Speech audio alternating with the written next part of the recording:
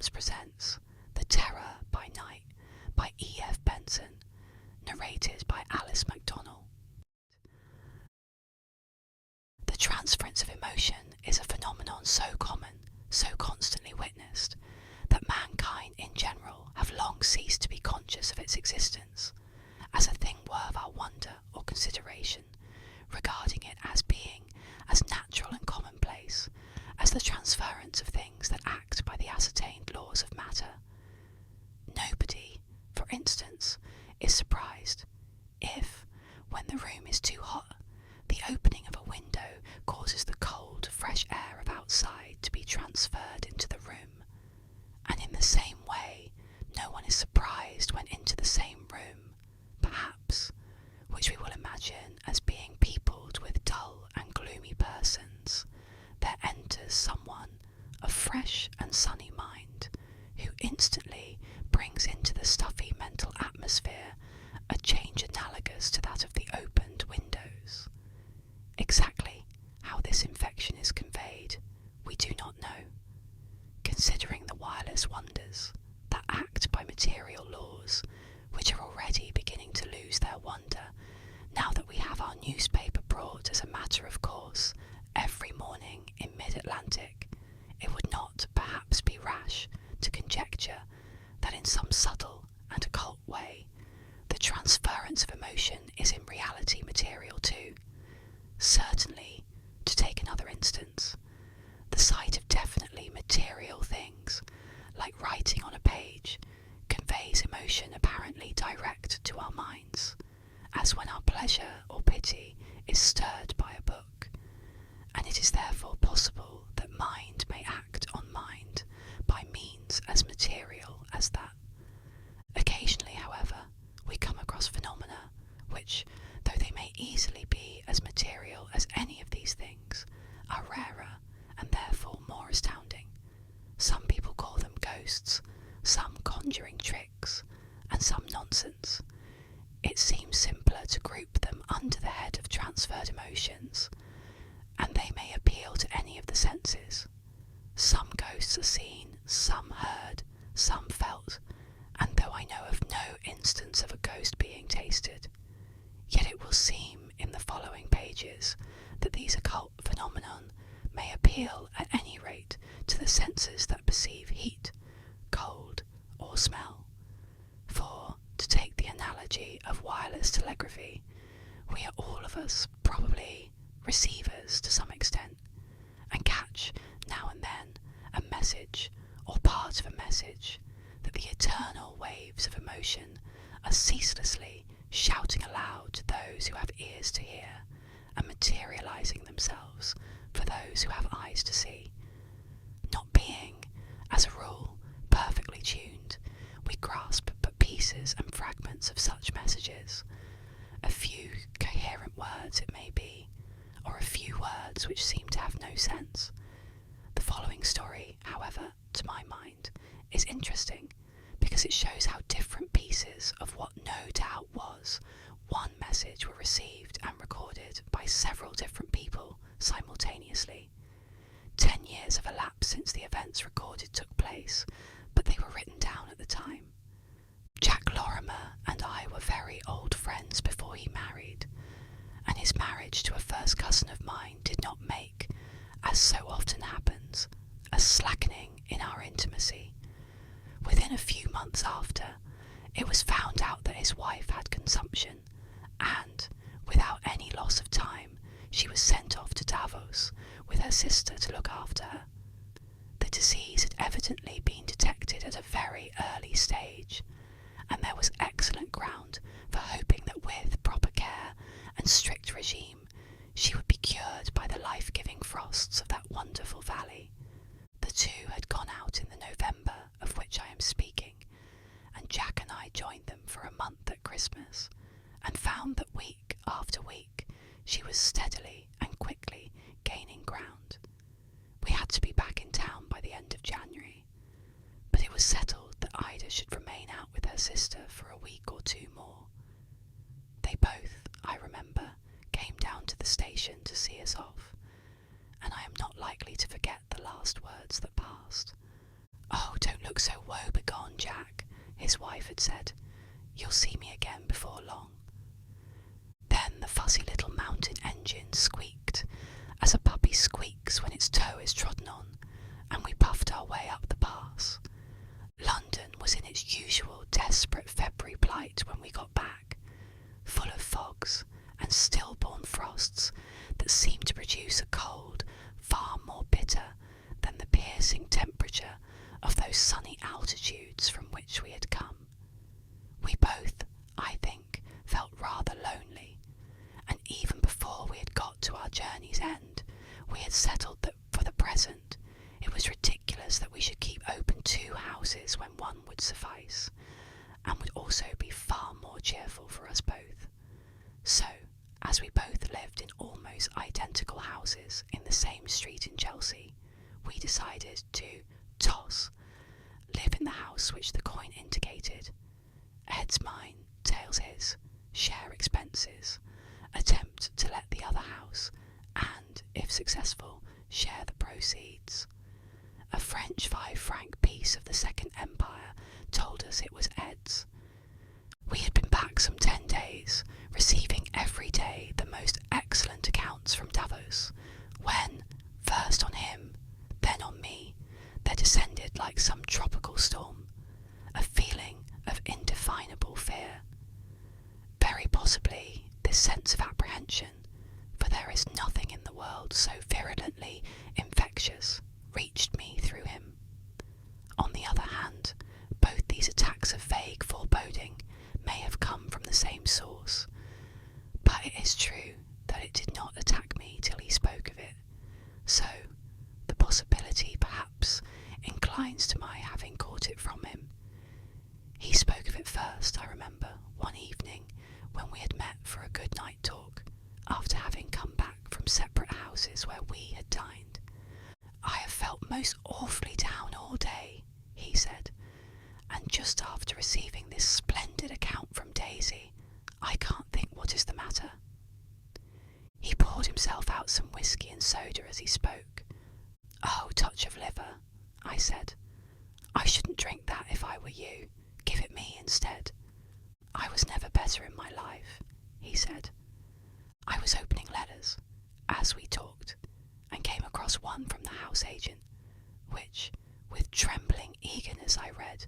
"Hurrah!" I cried. "Offer of 5 guas. Why can't he write it in proper English? 5 guineas a week till Easter for number 31. We shall roll in guineas." "Oh, but I can't stop here till Easter," he said. "I don't see why not. Nor, by the way, does Daisy. I heard from her this morning, and she told me to persuade you to stop. That's to say, if you like. It really is more cheerful for you here. I forgot. You were telling me something." The glorious news about the weekly guineas did not cheer him up in the least. "Thanks awfully. Of course I'll stop." He moved up and down the room once or twice. "No, it's not me that is wrong," he said. "It's it, whatever it is, the terror by night." "Which you are commanded not to be afraid of," I remarked. "I know, it's easy commanding. I'm frightened. Something's coming." 5 guineas a week are coming," I said. "I shan't sit up and be infected by your fears. All that matters, Davos, is going as well as it can. What was the last report? Incredibly better. Take that to bed with you. The infection, if infection it was, did not take hold of me then, for I remember going to sleep feeling quite cheerful, but I awoke in some dark, still hour, and it, the terror by night, had come while I slept. Fear and misgiving, blind, unreasonable, and paralysing, had taken and gripped me. What was it? Just as by an aneroid we can foretell the approach of storm, so, by this sinking of the spirit, unlike anything I had ever felt before, I felt sure that disaster of some sort was presaged. Jack saw it at once when we met at breakfast next morning, in the brown, haggard light of a foggy day, not dark enough for candles, but dismal beyond all telling.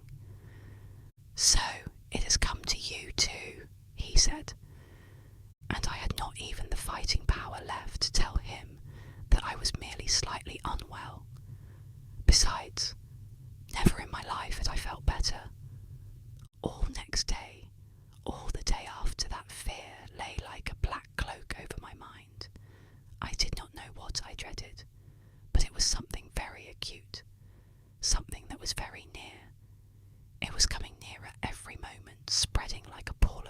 clouds over the sky. But on the third day, after miserably cowering under it, I suppose some sort of courage came back to me. Either this was pure imagination, some trick of disordered nerves or whatnot, in which case we were both disquieting ourselves in vain, or from the immeasurable waves of emotion that beat upon the minds of men. Something within both of us had caught a current, a pressure. In either case, it was infinitely better to try, however ineffectively, to stand up against it. For these 2 days, I had neither worked nor played. I had only shrunk and shuddered. I planned for myself a busy day, with diversion for us both in the evening. "We will dine early," I said, "and go to the man from Blankley's. I have already asked Philip to come, and he is coming, and I have telephoned for tickets. Dinner at 7. Philip, I may remark, is an old friend of ours, neighbour in this street, and by profession a much respected doctor." Jack laid down his paper. "Yes, I expect you're right," he said. "It's no use doing nothing, it doesn't help things. Did you sleep well?" "Yes, beautifully," I said rather snappishly, for I was all on edge with the added burden of an almost sleepless night. "I wish I had," said he. "This would not do at all. We have got to play up," I said. "Here are we two strong and stalwart persons, with as much cause for satisfaction with life as any you can mention, letting ourselves behave like worms. Our fear may be over things imaginary or over things that are real, but it is the fact of being afraid that is so despicable. There is nothing in the world to fear except fear. You know that as well as I do. Now let's read our papers with interest. Which do you back, Druce? Or the Duke of Portland? Or the Times Book Club?" That day, therefore, passed very busily for me, and there were enough events moving in front of that black background, which I was conscious was there all the time, to enable me to keep my eyes away from it, and I was detained rather late at the office, and had to drive back to Chelsea in order to be in time to dress for dinner, instead of walking back as I had intended. Then the message, which for these 3 days had been twittering in our minds, the receivers just making them quiver and rattle, came through. I found Jack already dressed, since it was within a minute or 2 of 7 when I got in, and sitting in the drawing room. The day had been warm and muggy, but when I looked in on the way up to my room, it seemed to me to have grown suddenly and bitterly cold, not with the dampness of English frost, but with the clear and stinging exhilaration of such days as we had recently spent in Switzerland. Fire was laid in the grate, but not lit, and I went down on my knees on the hearthrug to light it. "Why, it's freezing in here," I said. "What donkeys servants are! It never occurs to them that you want fires in cold weather, and no fires in hot weather." "Oh, for heaven's sake, don't light the fire," said he. "It's the warmest, muggiest evening I ever remember." I stared at him in astonishment. My hands were shaking with the cold. He saw this. "Why, you are shivering," he said. "Have you caught a chill? But as to the room being cold, let us look at the thermometer." There was one on the writing table. 65, he said. There was no disputing that, nor did I want to, for at that moment it suddenly struck us, dimly and distantly, that it was coming through. I felt it like some curious internal vibration. "Hot or cold, I must go and dress," I said, still shivering, but feeling as if I was breathing some rarefied, exhilarating air. I went up to my room. My clothes were already laid out, but by an oversight no hot water had been brought up, and I rang for my man. He came up almost at once, but he looked scared, or to my already startled senses, he appeared so. "What's the matter?" I asked. "Nothing, sir," he said, and he could hardly articulate the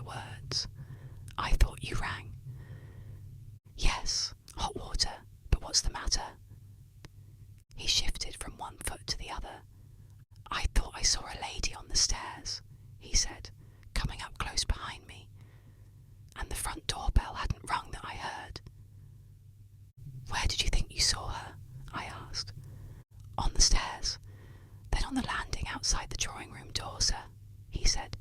"She stood there, as if she didn't know whether to go in or not."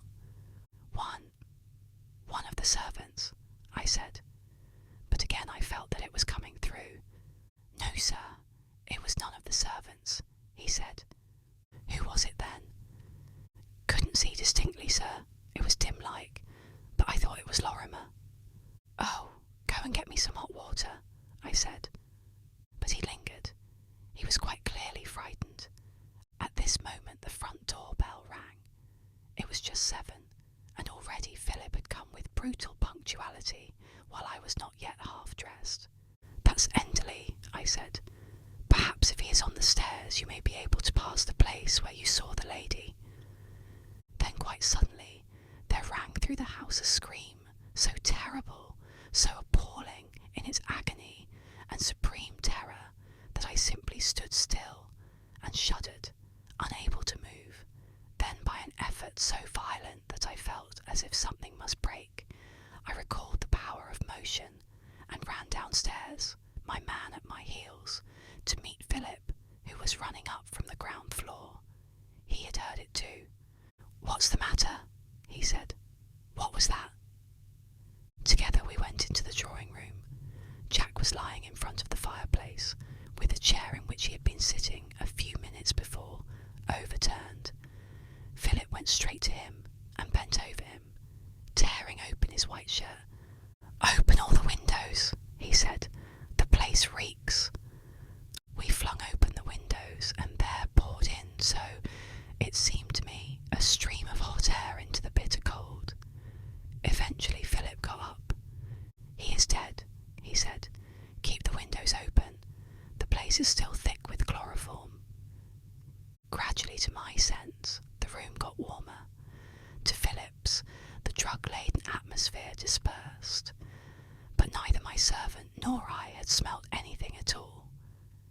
A couple of hours later, there came a telegram from Davos for me. It was to tell me to break the news of Daisy's death to Jack, and was sent by her sister. She supposed he would come out immediately, but he had been gone 2 hours now. I left for Davos next day, and learned what had happened. Daisy had been suffering for 3 days from a little abscess, which had to be opened, and, though the operation was of the slightest, she had been so nervous about it that the doctor gave her chloroform. She made a good recovery from the anaesthetic, but an hour later had a sudden attack of syncope, and had died that night a few minutes before 8 by Central European time, corresponding to 7 in English time. She had insisted that Jack should be told nothing about this little operation till it was over, since the matter was quite unconnected with her general health, and she did not wish to cause him needless anxiety. And there the story ends. To my servant, there came the sight of a woman outside the drawing-room door, where Jack was, hesitating about her entrance, at the moment when Daisy's soul hovered between the 2 worlds. To me there came, I do not think it is fanciful to suppose this, the keen exhilarating cold of Davos. To Philip there came the fumes of chloroform, and to Jack, I must suppose, came his wife, so he joined